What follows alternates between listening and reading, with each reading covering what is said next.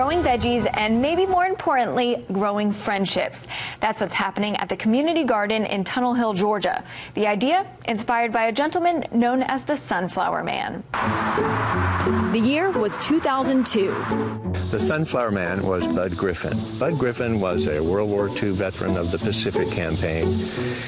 He planted sunflowers after the church bought this property. The sunflowers were also noted by everyone who drove by. I remember those. But those sunflowers only lasted a year, leaving a plot of land perfect for a large garden right next to the Tunnel Hill United Methodist Church.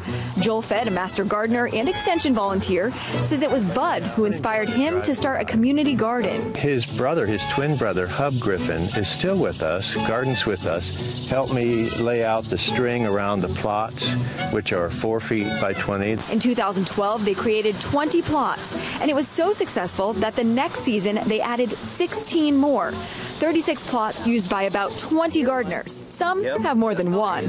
But for Joel, his wife Cindy, and the other gardeners, it's as much about the community as it is the garden. At the garden, it's like time doesn't exist. The pastor's wife said, I love the garden because I'll watch and someone will come to work in the garden. 30 minutes later, somebody else will come and they'll visit and talk for a half an hour.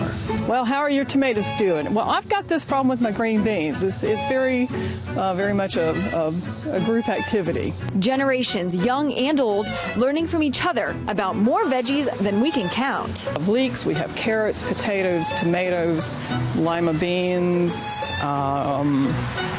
cucumbers, sweet potatoes. Tomatoes are probably the best. In fact, here's some nice Roman tomatoes that are really pretty. Another gardener, Kathy, says when she moved here, meeting people was a challenge. Getting into this garden, I met a lot of friends, and they've become, like you say, I've become a part of the community through the garden. Friendships are budding while veggies are blossoming. And in the front corner, a tribute to the man who inspired it all, Bud Griffin. I created a sunflower garden over here. They're not blooming yet, but it's in his memory. Joel said every year the garden gets better. This is their 4th season. If you want to get involved, the plot is free and so is the water.